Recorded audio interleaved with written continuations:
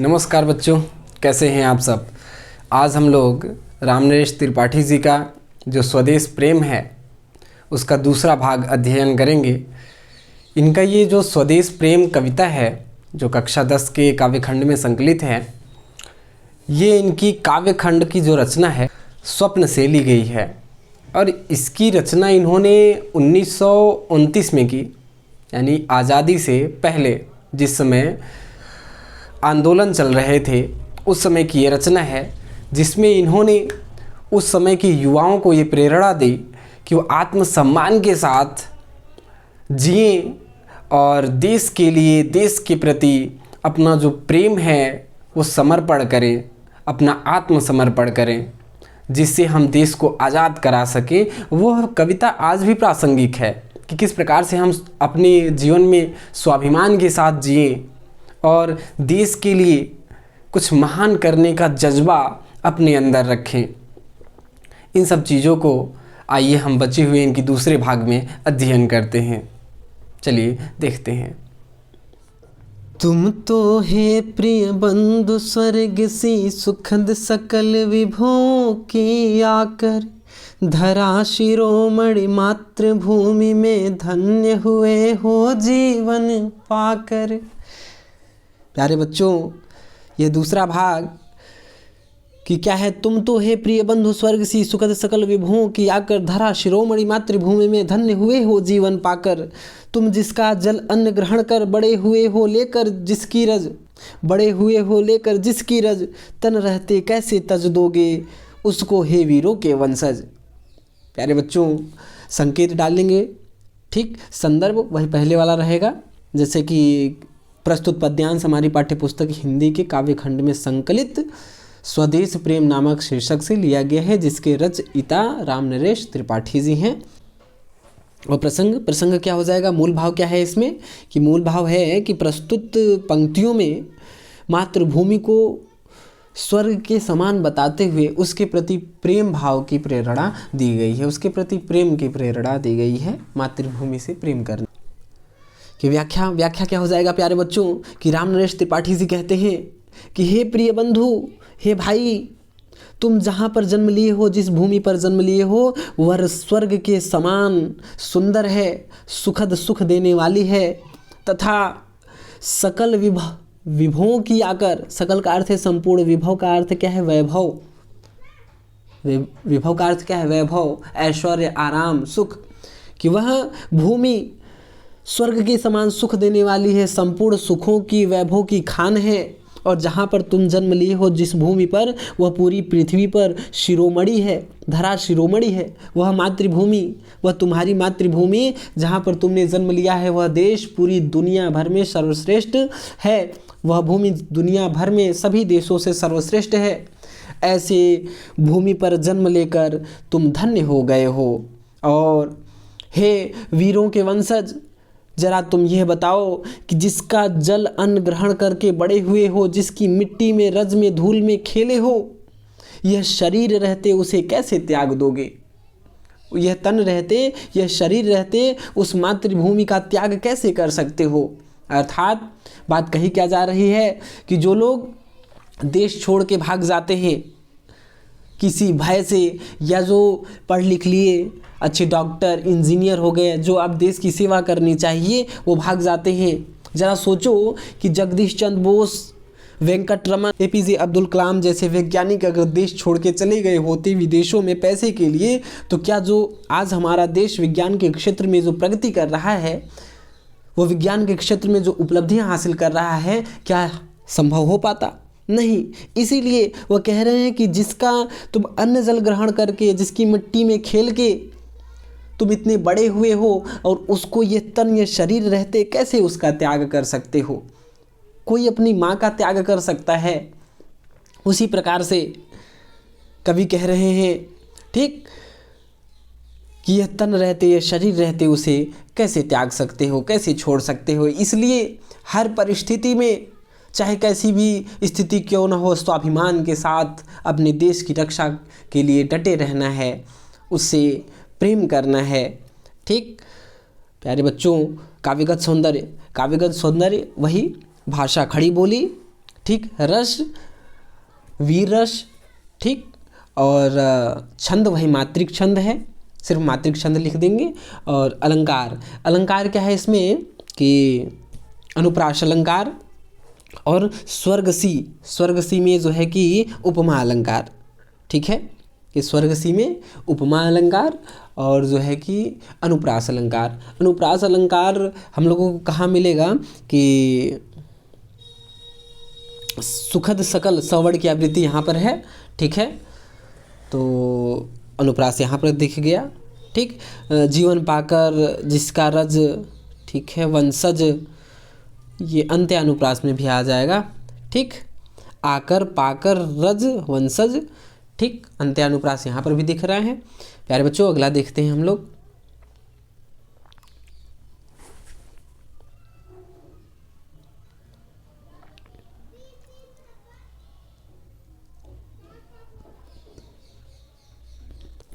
जब तक साथ एक भी दम हो अवशिष्ट एक भी धड़कन रखो आत्मगौरव से ऊंची पलके ऊंचा सिर ऊंचा मन एक बूंद भी रक्त शेष हो जब तक मन में हे शत्रुंजय दीन वचन मुख से न उचारो मानो नहीं मृत्यु का भी भय, ठीक। संकेत डाल लेंगे संदर्भ पूर्वक प्रसंग। मूल भाव क्या है कि प्रस्तुत पंक्तियों में स्वाभिमान के साथ जीवन जीने की प्रेरणा दी गई है कि मृत्यु का भी भय नहीं मानना है, ठीक है।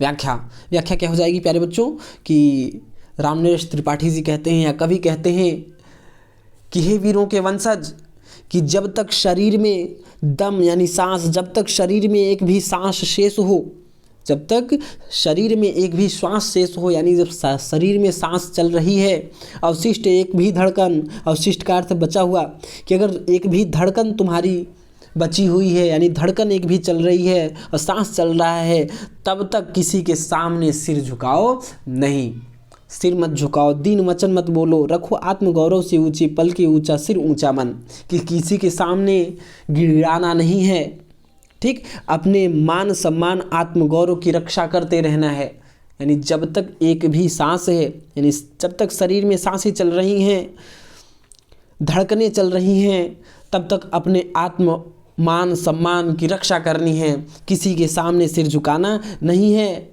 ठीक। अब मन ऊंचा रखना है, सिर ऊंचा रखना है।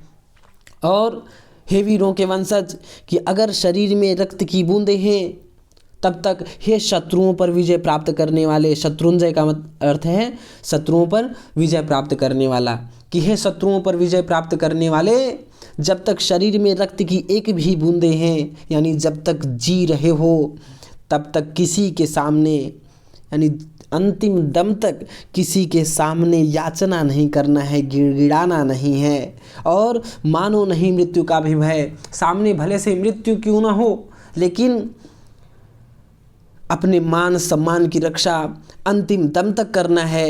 क्यों? क्योंकि मृत्यु क्या है?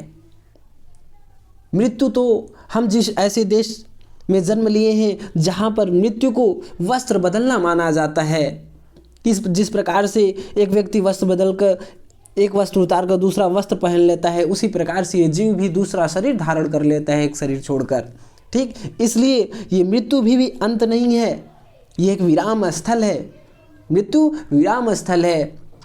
इसलिए किसी के सामने, चाहे सामने मृत्यु ही क्यों ना हो, लेकिन भयभीत नहीं होना है, डरना नहीं है, अंतिम दम तक, अंतिम क्षण तक अपने स्वाभिमान मान सम्मान की रक्षा करनी है, ठीक। प्यारे बच्चों, ये रचना जो है स्वदेश प्रेम, इनकी स्वप्न नामक इनकी जो है कि काव्य संग्रह से लिया गया है, काव्य संग्रह से लिया गया है। यह 1929 में इनकी रचना लिखी गई है, यानी आज़ादी से पहले।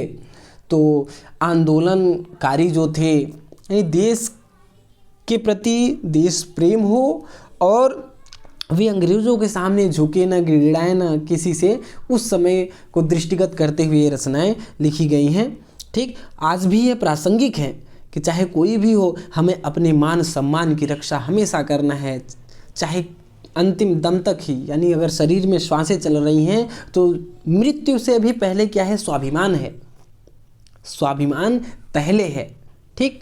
इस बात का ध्यान देना है। और काव्यगत सौंदर्य, इसमें अनुप्रास अलंकार है और जो है क्या जैसे यहाँ पर दीन वचन नवर्ण की आवृत्ति यहाँ दिख रही है, ठीक है। यहाँ पर धड़कन, ऊंचा मन, शत्रुंजय, भय, अंत्यानुप्रास यहाँ पर भी दिख रहा है, अनुप्रास अलंकार है प्यारे बच्चों। अगला देखते हैं हम लोग। निर्भय स्वागत करो मृत्यु का, निर्भय स्वागत करो मृत्यु का, मृत्यु है एक विराम स्थल, जीव जहाँ से फिर चलता है धारण कर नवजीवन सम्मल। मृत्यु एक सरिता है, हाँ मृत्यु एक सरिता है, जिसमें श्रम से कातर जीव नहाकर फिर नूतन धारण करता है काया रूपी वस्त्र बदल कर। प्यारे बच्चों, संकेत उसी प्रकार से डाल लेंगे।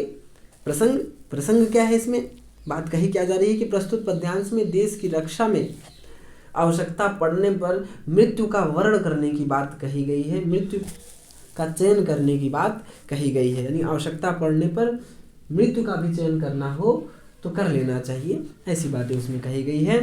व्याख्या देखते हैं कि रामनरेश त्रिपाठी जी कहते हैं कि हे वीरों के वंशज, कि हे वीरों के वंशज, तुम स्वाभिमान के साथ आगे बढ़ो, तुम स्वाभिमान के साथ आगे बढ़ो। मार्ग में यदि मृत्यु भी आए, मार्ग में यदि मृत्यु भी आए तो तुम प्रसन्नता पूर्वक उसका स्वागत करो, निडर होकर, निर्भय होकर तुम उसका स्वागत करो, क्योंकि ये मृत्यु जो है ये अंत नहीं है तुम्हारे मार्ग का, ये तो एक विराम स्थल है, ठहराव है।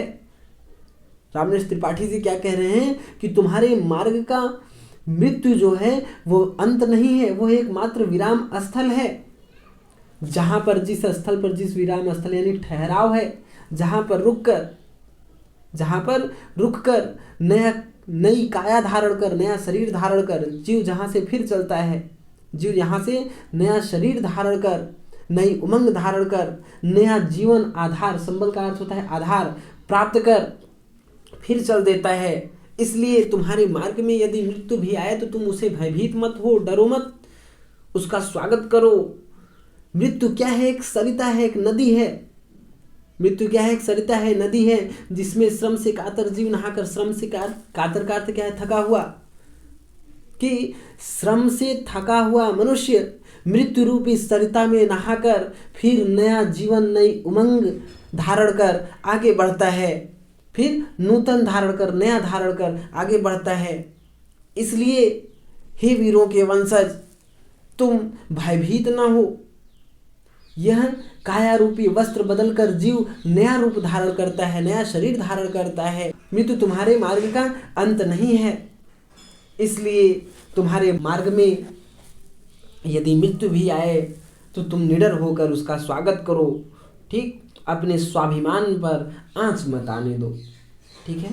जैसा कि हमने बताया कि ये आज़ादी के समय की कविताएं हैं जिसमें उस समय के युवाओं को प्रेरणा दी गई है, लेकिन आज भी यह प्रासंगिक है कि हमारे मान स्वाभिमान की रक्षा के लिए हमें किसी के सामने झुकना नहीं है, और कभी मृत्यु भी आए तो उसे प्रसन्नता से, सहर्ष उसका स्वागत करना है, लेकिन किसी के सामने गिड़गिड़ाना नहीं है, अपने मान सम्मान को नहीं खोने देना है, क्योंकि मान सम्मान प्रतिष्ठा सबसे पहले है, ठीक। प्यारे बच्चों, इसका काव्यगत सौंदर्य वही है कि भाषा खड़ी बोली, रस क्या है, वीर रस है, छंद वही मात्रिक छंद, अलंकार, अनुप्रास, ठीक, कि इसमें विराम स्थल, जीवन सम्मल, नहाकर, बहाकर, वस्त्र बहाकर, ठीक है। क्या अंत्यानुप्रास यहाँ पर दिख रहा है हम लोगों को, और जीव जहाँ से जवड़ की आवृत्ति यहाँ पर, अनुप्रास अलंकार, ठीक। प्यारे बच्चों, अगला देखते हैं हम लोग। सच्चा प्रेम वही है जिसकी तृप्ति आत्म बलि पर हो निर्भर, त्याग बिना निष्प्राण प्रेम है, हाँ त्याग बिना निष्प्राण प्रेम है, करो प्रेम पर प्राण निछावर, देश प्रेम वह पुण्य क्षेत्र है, अमल असीम त्याग से विलसित, आत्मा के विकास से जिसमें मनुष्यता होती है विकसित, ठीक। प्यारे बच्चों, संकेत उसी प्रकार से। प्रसंग क्या है, मूल भाव क्या है, संदर्भ तो वही पूर्ववत रहेगा पहले वाला। प्रसंग कि प्रस्तुत पद्यांश में त्याग और समर्पण को सच्चे प्रेम का आधार बताया गया है। सच्चे प्रेम को किसको, त्याग और समर्पण को, जिसमें त्याग न हो, आत्मबलि का अर्थ क्या है, आत्मसमर्पण न हो तो वह प्रेम नहीं है, ठीक। तो व्याख्या क्या हो जाएगी इसकी। रामनरेश त्रिपाठी जी कहते हैं कि हे वीरों के वंशज, कि हे वीरों के वंशज, सच्चा प्रेम तो वह है जिसमें समर्पित हो जाने पर, न्यौछावर हो जाने पर तृप्ति, संतोष प्राप्त होता है। कि सच्चा प्रेम तो वह है जिसमें आत्मबलि होने पर, समर्पित हो जाने पर, न्यौछावर हो जाने पर संतोष प्राप्त होता है। और हे प्रिय बंधु, त्याग के बिना प्रेम निष्प्राण है। कि त्याग के बिना प्रेम निष्प्राण है, यानी कि वह प्रेम जीवित ही नहीं है, वो प्रेम ही नहीं है जिसमें त्याग ना हो। इसलिए मातृभूमि से अगर प्रेम है तो त्याग, समर्पण आवश्यक है। और इसलिए देश पर अपने प्राणों का बलिदान करो, करो प्रेम पर प्राण निछावर। देश प्रेम पर अपने प्राणों का बलिदान कर दो। और हे बंधु, यह देश प्रेम तो वह पुण्य क्षेत्र है, वह पवित्र क्षेत्र है जिसमें स्वच्छ असीमित त्याग से वह सुशोभित होता है। ऐसा क्षेत्र, ऐसा भूभाग क्या देश प्रेम को बता रहे हैं कि देश प्रेम वह पुण्य क्षेत्र है, वह पवित्र क्षेत्र है जो स्वच्छ असीम त्याग से सुशोभित होता है, विलसित होता है। और आत्मा के विकास से जिसमें मनुष्यता होती है विकसित, कि मनुष्य में देश प्रेम की भावना, त्याग की भावना, मनुष्यता का विकास आवश्यक है। कि मनुष्य में देश प्रेम की भावना, मनुष्यता, मानवता की भावना आवश्यक है, जिससे देश की महानता, समृद्धि संभव हो सकती है। ठीक है प्यारे बच्चों, काव्यगत सौंदर्य क्या हो जाएगा कि इसमें क्या है, देश पर हो निर्भर, न्यौछावर, विलसित, विकसित, अंत्य, अनुप्रास यहाँ पर दिख रहा है। अमल, असीम, अवर्ण की आवृत्ति यहाँ पर, तो क्या अनुप्रास अलंकार, बाकी सब वही है। ठीक, इसमें कहीं भी कुछ भी छूटा हो, नहीं समझ में आया हो तो कमेंट के माध्यम से आप लोग अवश्य पूछ लीजिएगा। चाहे आप जब भी देखें, 1 साल, 2 साल, 3 साल, चाहे जब भी देख रहे हो आप, कोई भी प्रश्न बचा हो या लगा हो सर ये छोड़ दिए या छूट गया, या ये नहीं समझ में आया, ये पंक्ति नहीं समझ में आई, ये शब्द नहीं समझ में आया, तो आप लोग कमेंट के माध्यम से पूछ लीजिएगा। ठीक।